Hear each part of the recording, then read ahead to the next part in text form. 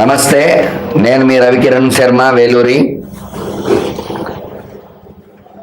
August నుంచి జరగబోయే 6 నెలల్లో ద్వాదశ రాశుల వారికి ఏ రకంగా ఉండబోతోంది అనే విషయాన్ని గురించి మనం తెలుసుకుందాం.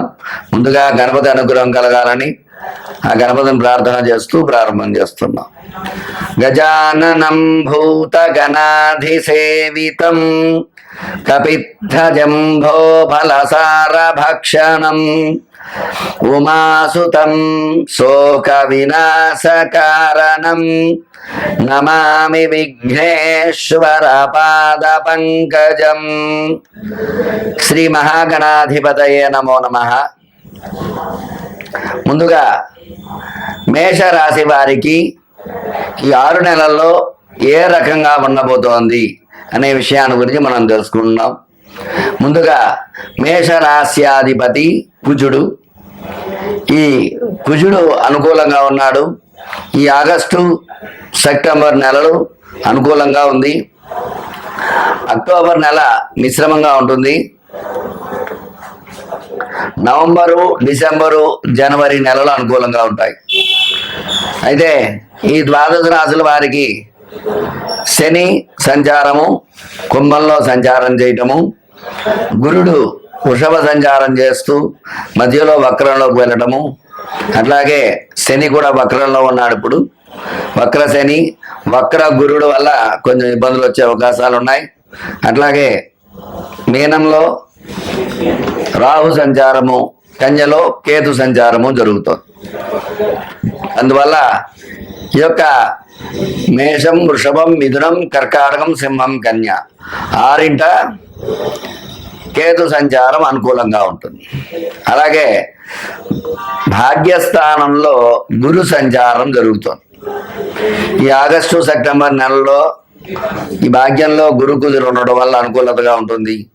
అట్లాగే అక్టోబర్ నెలలో కొంచెం మిశ్రమంగా ఉంటుంది అని చెప్పబడినది. ఎందువల్ల అంటే ఈ అక్టోబర్లో కొంచెం ఈ యొక్క గురుడు వక్రంలోకి వెళ్ళడం జరుగుతుంది. తద్వారా భాగ్యస్థానంలో గురుడు వక్రం చేరడం వల్ల జన్మ గురువులోకి రావడం జరుగుతుంది. తద్వారా అనుకూలత కాస్త ప్రతికూలంగా వచ్చే అవకాశం ఉంటుంది. ఇక వ్యయస్థానంలో రాహు సంచారం, తద్వారా చికాకులు, సమస్యలు కొద్దిగా ఉంటాయి. ఈ పరంగా చూసుకున్నట్లయితే ఈ మేషరాశి వారికి అనుకూలంగా ఉంటుంది. మేషరాశి వారు మరి ఆరోగ్యపరంగా చూసుకున్నట్లయితే చిన్న చిన్న ఆరోగ్య సమస్యలు వస్తాయి. అయితే ఆరోగ్యపరంగా బాగుంటుంది. అట్లాగే ఈ మేషరాశి వారికి విద్యాపరంగా చూసుకున్నట్లయితే చక్కటి విద్యాబుద్ధులు కలగడము, మంచి చదువులో మంచి రాణింపది ఉండటము, అలాగే ఈ యొక్క మేషరాశి వారికి ఉద్యోగపరంగా చూసుకున్నట్లయితే ఉద్యోగ అనుకూలత.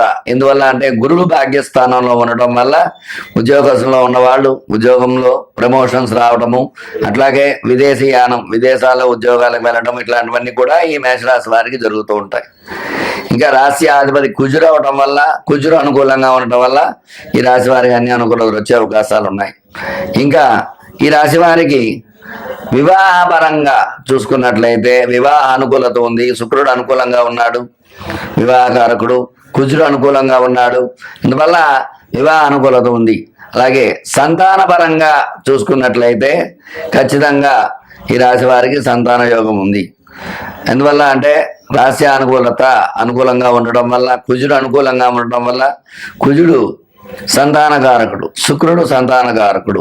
ఈ కుజ శుక్రుడు అనుకూలంగా ఉండటం వల్ల ఈ రాశి వారికి సంతానం అనుకూలంగా ఉండే యోగం ఉంటుంది. అట్లాగే రాజకీయ పరంగా చూసుకున్నట్లయితే ఈ రాశి వారికి రాజకీయం అనుకూలతగా ఉంటుంది.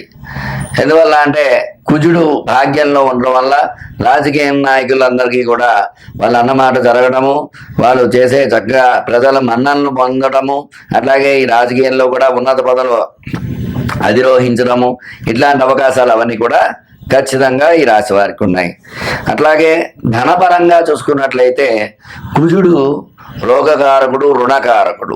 అందువల్ల అనుకూలంగా ఉండడం వల్ల ధనలాభం, ఆకస్మిక ధనలాభం వచ్చే అవకాశాలు ఉన్నాయి ఈ రాశి వారికి. అలాగే వ్యాపారస్తులకి వ్యాపారకారకుడు కుజుడు అనుకూలంగా ఉండడం వల్ల వ్యాపారస్తులు చక్కటి వ్యాపారం చేయడము, తద్వారా అనుకూలమైన లాభాలు పొందడము జరుగుతుంది. వ్యాపార పరంగా ఈ రాశి వారికి చాలా అనుకూలతలు ఉన్నాయి. వృత్తి చేసుకునే వారికి కూడా చక్కటి వృత్తి పనులు అందడము, తద్వారా అనుకూలతలు వచ్చే అవకాశాలు ఉన్నాయి. వైద్యపరంగా చూసుకున్నట్లయితే వైద్యపరంగా కూడా ఈ 6 నెలల్లో కూడా చక్కటి అనుకూలత ఉంటుంది. ఎందువల్ల అంటే శుక్రుడు అనుకూలంగా ఉన్నాడు, వైద్యకారకుడు. అట్లాగే కుజుడు అనుకూలంగా ఉన్నాడు, గురుడు అనుకూలంగా ఉన్నాడు. అనుకూలమైన యోగాలు ఉంటాయి వైద్యపరంగా, వైద్య వృత్తి చేసే వాళ్ళకి. అట్లాగే చేతి వృత్తులు, చిన్న చిన్న వ్యాపారాలు చేసేవారికి కూడా కుజబలం చేకూరడం వల్ల చక్కటి అనుకూలత వచ్చే అవకాశం ఉంది. అందులో చక్కగా ఈ చేతి వృత్తులు చేసుకునేవారు వాళ్ళ వృత్తి వ్యాపారాల్లో నైపుణ్యత ప్రదర్శించడం ద్వారా అనుకూలమైన వాతావరణాలు వచ్చే అవకాశాలు ఖచ్చితంగా ఉన్నాయి. అట్లాగే కుటుంబంలో చక్కటి అన్యోన్యత, అలాగే అన్యోన్య దాంపత్యం ఉండడము, చక్కటి సంతానం కలగడము, ఒకరి ఎందు ఒకరికి ప్రేమాభిమానాలు కలగడము ఈ రాశి వారికి అనుకూలంగా ఉంది. తద్వారా చక్కటి మంచి సంతానం పొందే అవకాశం ఖచ్చితంగా ఉంటుంది. ఇంకా చెప్పాలనుకుంటే సినీ రంగం కూడా శుక్రుడు అనుకూలంగా ఉండడం వల్ల సినీ పరిశ్రమ కూడా అనుకూలంగా ఉంటుంది ఈ రాశిలో ఉండే వారికి. వీళ్ళు కూడా ఈ ఆగస్టు నెలలో కానీ సెప్టెంబర్ నెలలో కానీ సినిమా రిలీజ్ అయితే ఖచ్చితంగా విజయం చేకూరే అవకాశాలు ఎక్కువగా ఉంటాయి.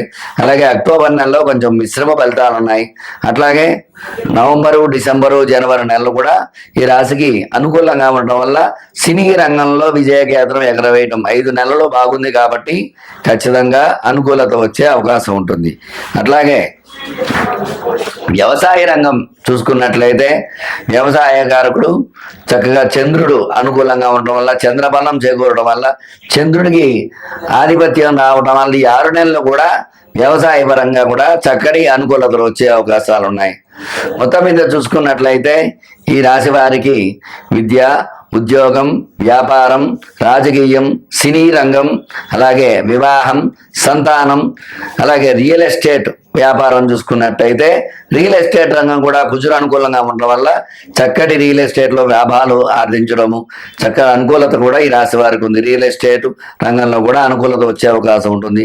ఇలా అన్ని రంగాల్లో కూడా ఈ రాశికి రాబోయే 6 నెలల్లో చక్కటి 5 నెలలు అనుకూలంగా ఉండడం వల్ల చక్కటి అవకాశాలు వచ్చి చక్కటి అనుకూలతలు వచ్చే అవకాశాలు ఉన్నాయి. అయితే వీళ్ళపైన ఈర్ష్య, అసూయ, ద్వేషాలు ఎక్కువగా ఉంటాయి మేషరాశి వారిపై.